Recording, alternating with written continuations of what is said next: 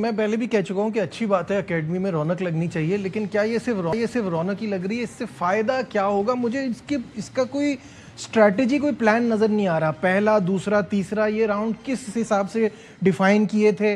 اگر یہ T20 کے حوالے سے ہے یا لمیٹڈ اوورز کی کرکٹ کے حوالے سے تو پچھلے والے میں سعود شکیل اور میر حمزہ کیوں تھے؟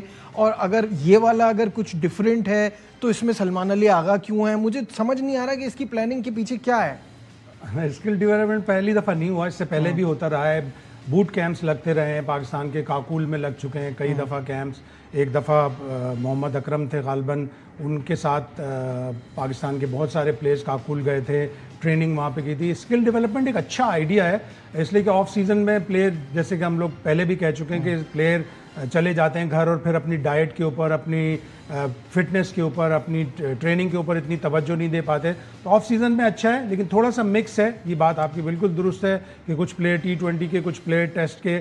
تو اب وہ اوور آل ہی انہوں نے دیکھا ہوگا کہ نہیں، ہمیں آگے ٹیسٹ کرکٹ بھی کھیلنی ہے، ہمیں آگے T20 بھی کھیلنی ہے، وائٹ بال کرکٹ بھی بہت زیادہ ہے. مین فوکس تو آپ کا بھی اس وقت T20 پر ہی ہوگا، اس لیے کہ آپ بنگلہ دیش جا رہے ہیں، ویسٹ انڈیز جا رہے ہیں. ہاں، ستمبر میں آ کے آپ جب واپس آئیں گے یا ایشیا کپ کھیل کر، تو پھر اس کی آپ کی توجہ ہوگی کہ ساؤتھ افریقہ کے جو 2 ٹیسٹ ہیں اس کے اوپر ہم یہ زیادہ بہتر نہیں ہوتا شاہد صاحب کہ آپ ایک لاہور میں، ایک کراچی میں لگا لیتے، ایک لمیٹڈ اوورز کا ہوتا، ایک ٹیسٹ ٹیم کے لیے ہوتا، اس میں جو میچنگ پلیئرز ہیں جو دونوں فارمیٹ کھیل رہے ہیں وہ ادھر ادھر ہو سکتے تھے، بٹ کچھ آپ کو ایک پاتھ وے تو ملتا ہے، ایک روڈ میپ تو ہوتا. سارے پلیئروں کو بلا کے انہوں نے کہا کہ چلو آف سیزن میں ایک یہ لگا لیتے ہیں. ہاں، یہ بات ٹھیک ہے کہ وائٹ بال کا ایک الگ ہونا چاہیے، ریڈ بال کا ایک الگ ہونا چاہیے. ہو سکتا ہے گریجولی اب یہ کریں کہ اب جب ٹیسٹ میچ قریب آئیں گے تو صرف ٹیسٹ میچ کا لگے، لیکن ابھی زیادہ تر فوکس آپ کا وائٹ بال کرکٹ کے اوپر ہی ہے. تو دیکھیں کس طرح انہوں نے کیا ہے کہ مکس اینڈ میچ کر دیا سارے پلیئروں کو.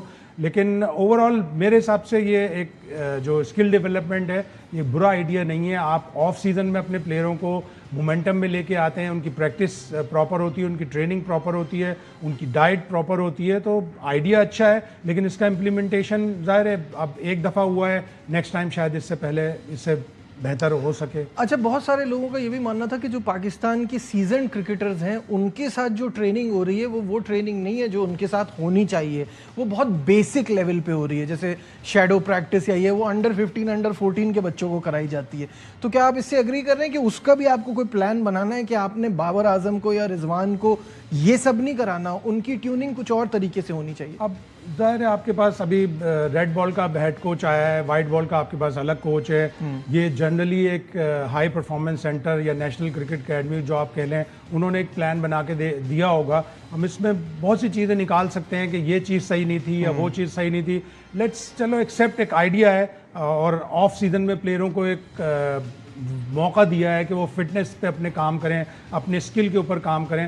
یقیناً اس میں بہتری آ سکتی ہے اور پاکستان کرکٹ بورڈ اور ان کے جو دیکھنے والے ہیں جیسے عاقب جاوید اب مین ہیں، اظہر علی بھی اس کے اوپر بہت کام کر رہے ہیں، انڈر 19 کا ایک ملتان میں لگا ہوا ہے. تو ان ساری چیزوں سے پھر آپ ایک دفعہ کرتے ہیں، نیکسٹ ٹائم ہو سکتا ہے آپ اس کو مزید پلان کریں. ہاں، لیکن کچھ نہ ہونے سے کچھ بہتر ہے. اس لیے کہ اگر آپ آف سیزن میں اپنے پلیئرز کو نہیں کریں گے اس طرح، جو لوگ لیگ کھیلنے چلے جائیں گے، چلے وہ تو لیگ کھیل رہے ہیں، جو لیگ نہیں کھیل رہے ہیں ان کو لیے بھی آپ کو کچھ رکھنا پڑے گا. اور اسپیشلی آپ کو ریڈ بال کرکٹرز کے لیے جو سال میں بہت ہی کم 2 یا 3 سیریز بڑی مشکل سے ملتی ہیں ان کو، یا پھر ڈومیسٹک ٹورنامنٹ کھیلنا پڑتا ہے، تو ریڈ بال کے لیے بہت زیادہ ضروری ہے ان پلیئروں کا ردم میں رہنا.